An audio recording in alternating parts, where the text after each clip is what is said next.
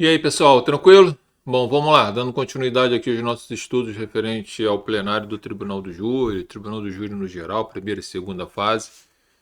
É um estudo referente à jurisprudência aí do STJ sobre temas controvertidos que a gente pode enfrentar aí no dia a dia quando estamos atuando. E também você pode enfrentar no dia que você for fazer sua prova da ordem ou seu concurso público. Bom, é, nós já estamos discutindo isso há muito tempo, né, sobre a possibilidade de ser aplicado, entre aspas, o princípio indubio pro societate. Ou seja, na primeira fase do Tribunal do Júri, se tiver dúvida sobre a autoria e materialidade do crime, mas principalmente sobre a autoria, havendo o mínimo possível de indícios suscitados a respeito do sujeito, se aplica esse suposto princípio e se leva o sujeito ao plenário do Tribunal do Júri, ok? Mesmo que a prova seja frágil, isso acontece na prática, o que a gente reclama muito, por que se aplica o princípio do indúbio pro réu nos outros processos, por que se aplica o princípio indúbio pro réu no próprio plenário do júri, e por que não se aplica o princípio do indúbio pro réu, já que se tem uma dúvida se foi ele que praticou ou não o crime na primeira fase. A alegação sempre é a mesma, de que se você fizer isso, você vai estar suprimindo, né, do órgão julgador o direito dele julgar, que seria o jurado, o conselho de sentença. Não concordo muito com isso, já vim falando disso há muito tempo, assim como tantas outras pessoas, mas o STJ tem esse posicionamento. A questão aqui que eu quero trazer para vocês está no informativo 709 de 2021, é a seguinte: e se o sujeito, por exemplo, for denunciado somente com provas testemunhais de ouvir dizer, ou seja, não há prova testemunhal do fato que tenham visto, mas que ouviram dizer que foi fulano de tal que praticou esse crime, tá? A STJ já vem rechaçando essa ideia há muito tempo. E a gente vai ver aqui na decisão que o STJ tem um posicionamento firme que, para pronunciar o sujeito, o juiz pronunciar ele, após ter transcorrido aquela longa fase da primeira fase do tribunal do júri, a fase da acusação, se ocorrendo, né, a impossibilidade de produção de outras provas pelo Ministério Público, por exemplo, só tem essa prova testemunhal de ouvir dizer, a testemunha não ouviu, mas ouviu alguém falar para ela, se seria suficiente para levar o sujeito ao plenário do Tribunal do Júri através de uma pronúncia, ok? A STJ tem entendimento firme de que não pode. Gente, o problema maior é o seguinte, né? Se você vai abrir um processo, se o Ministério Público abre um processo de flagração contra uma pessoa com base somente na prova, né, testemunhal de ouvir dizer, e ele não tem outras provas, para que o juiz recebe essa denúncia? Porque o tribunal já não barra isso de imediato, ok? Ou porque o MP oferece essa denúncia e sabe se está fadado a não obter provas durante a primeira fase e, portanto, vai ser um processo que já nasce morto, acarretando imenso prejuízo para o réu, né? Prejuízo financeiro, porque tem que pagar advogado, prejuízo emocional, prejuízo social, porque fica perante a sociedade sendo visto como um criminoso, que é o que as pessoas fazem. Tem o seu nome, né, enxovalhado pelo próprio poder público. Para que deflagrar uma ação dessa? E pior, por que receber uma ação dessa? Através do recebimento da denúncia. Então fica esses questionamentos, eu acho que isso já deveria ser barrado de início. Né? O juiz, quando pegasse lá a denúncia e verificasse que não tem outro elemento, né, que traga possibilidade de autoria, e somente o depoimento de uma pessoa, duas pessoas ou três pessoas lá, que esses depoimentos não são depoimentos, né, de que estiveram presentes no local do fato, não viram os fatos, mas sim através de informações recebidas de terceiros, se sabe que o STJ já tem esse posicionamento, para que você vai atingir uma pessoa, atingir o réu, ferindo sua dignidade, gerando prejuízo, às vezes o cara quer fazer concurso público, atrapalha a família, convívio social, tudo só de prejuízo. O processo penal em si já é um mal. Para chegar lá na frente, no final da primeira fase, quando o juiz vai decidir, o juiz vai olhar e vai falar: impronuncia o réu por falta de provas, ou por não estar, porque o Ministério Público não conseguiu produzir as provas, porque tem entendimento da STJ. Gente, é absurdo, né?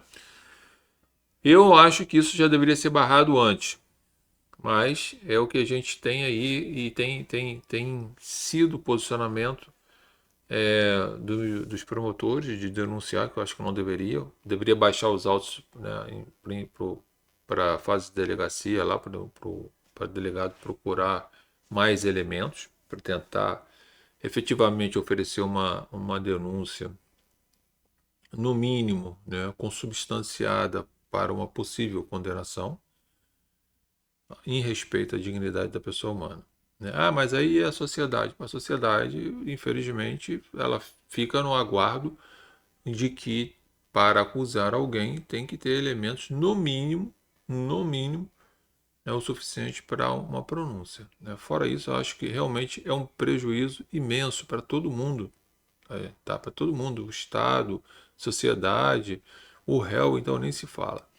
Então tá aqui, passando aqui para vocês, ó. Aí, ó. Processo é um HC 673-138, desculpa, gente, 673-138 de Pernambuco, ok? Pronúncia, vigência do princípio indúbio pro societate. Indícios de autoria baseados tão somente em depoimentos indiretos. Ouvi dizer, impossibilidade. Gente, não existe esse princípio indúbio pro societate, ok? Ah, Zé Carlos, de onde isso veio? Não sei. Eu já falei isso várias vezes em outras aulas, falo isso nas aulas na faculdade, enfim, isso surgiu não sei da onde, mas se aplica, lamentavelmente. Fere-se o princípio da legalidade sob o manto de que, na dúvida, porque o Ministério Público não conseguiu produzir prova suficiente de autoria, ou só porque citaram o nome do sujeito, leva o cara ao plenário do júri, joga o cara lá à sorte para ver o que vai acontecer. Verdadeiro absurdo, né? Então, informações do inteiro teor, tá? O destaque que o STJ já coloca aqui fala: não é cabível a pronúncia fundada exclusivamente em testemunho indireto de ouvir dizer. Informações do inteiro teor. Discute-se nos autos se há, na primeira fase do tribunal do júri, em que prevalece o princípio do ius accusationis, ou da acusação, consubstanciado no brocárdio indubio pro societate, de forma que a dúvida razoável acerca da autoria delitiva enseja a submissão do caso controvertido ao tribunal do júri, órgão responsável por perquirir em profundidade a prova angariada nos autos. Seria viável a imputação do crime ao acusado baseada exclusivamente, né, em testemunhos indiretos, ou seja, em relatos de terceiros que ouviram dizer sobre a autoria delitiva. Pô, o cara nem teve lá, não viu os fatos, como é que ouviu dizer e vai sair falando o nome dos outros? Isso tudo não pode passar mesmo, porque se ouvir dizer pode ser porque a pessoa quer se vingar da outra, porque não gosta, enfim, um monte de sentimentos aí. Entretanto, entende-se para que a pronúncia, não obstante a exigência da comprovação da materialidade e da existência de indícios suficientes de autoria nos crimes submetidos a rito do tribunal do júri, órgão constitucionalmente competente para julgar os crimes dolosos contra a vida, sabe-se que esta Corte Superior não admite a pronúncia fundada apenas em depoimento de ouvir dizer, sem que haja indicação dos informantes e de outros elementos que corroborem tal versão. Gente, tem que ter, tá, a indicação dos informantes, ok? Tem que ter essa indicação dos informantes. Se não tiver, deve ser pronunciado o sujeito, ok?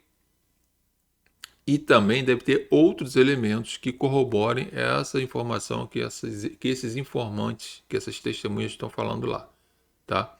Nesse sentido, muito, embora a análise aprofundada dos elementos probatórios seja feita somente pelo Tribunal Popular, não se pode admitir em um Estado democrático e de direito a pronúncia baseada exclusivamente em testemunho indireto, por ouvir dizer, como prova idônea de per si, para submeter alguém a julgamento perante o Tribunal Popular. Tá? Então, o que tem o STJ aqui? Para levar alguém ao plenário do Tribunal de Júri, tem que ter o indício suficiente de autoria, o mínimo lá, né? E materialidade. Só tem os elementos probatórios através de testemunhas que ouviram dizer que foi fulano. Isso não é o suficiente para pronunciar. Agora, digo eu, não deveria ser suficiente nem para o Ministério Público denunciar e muito menos para o juiz receber essa denúncia baseada nessa prova. Já que vai chegar lá na frente, vai ter que pronunciar. Então é levar um sofrimento ao sujeito durante meses e às vezes anos aí, até chegar a essa conclusão de que o sujeito não pode ser pronunciado, ou se for pronunciado, deve ser impronunciado, como está aqui no STJ. Quanto tempo essa pessoa não está sofrendo, já que isso chegou no STJ? Quanto prejuízo essa pessoa não está experimentando? Prejuízos financeiros, prejuízo social, prejuízo familiar, prejuízo emocional e por aí vai. A título do que, de que, não vejo fundamento. Pelo contrário, só vejo prejuízo, somente porque fere o princípio da legalidade e dignidade da pessoa humana. Então, essa é mais uma decisão super importante para vocês de se manterem atualizados aí, ok? Logo a gente está retornando aí para trazer outras informações para vocês. Grande abraço aí para vocês e bons estudos.